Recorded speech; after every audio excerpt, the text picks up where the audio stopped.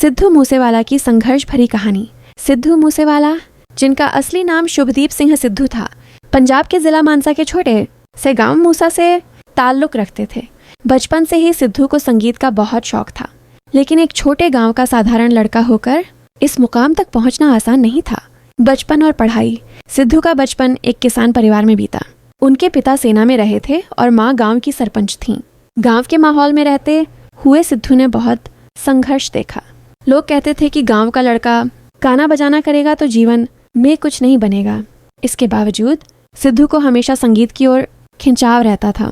उन्होंने गांव के ही सरकारी स्कूल से पढ़ाई की और आगे जाकर इलेक्ट्रिकल इंजीनियरिंग की पढ़ाई शुरू की।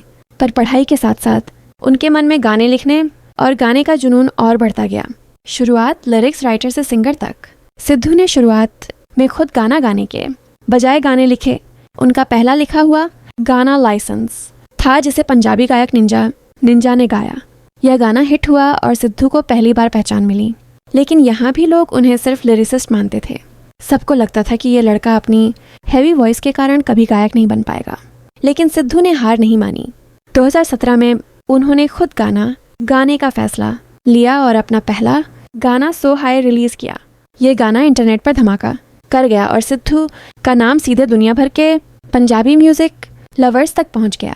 संघर्ष और आलोचना। सक्सेस मिलने के बाद भी संघर्ष खत्म नहीं हुआ। बहुत से लोग उनके स्टाइल, उनकी सोच और उनके गानों के बोल को लेकर आलोचना करते रहे। म्यूजिक इंडस्ट्री की राजनीति ने भी उन्हें काफ़ी परेशान किया। लेकिन सिद्धू ने हमेशा अपने गानों में सच्चाई और अपनी असली कहानी को जगह दी। उन्होंने बार बार यह जताया कि वो एक सेल्फ मेड आर्टिस्ट हैं।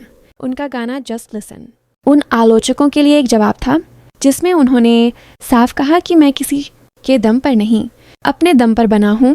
एक गांव के लड़के से अंतर्राष्ट्रीय स्टार तक सिद्धू मूसेवाला ने एक के बाद एक हिट गाने दिए।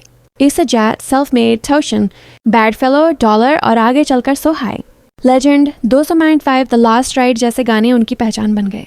उनकी सबसे बड़ी खासियत ये थी कि वो अपनी जड़ों से जुड़े रहे।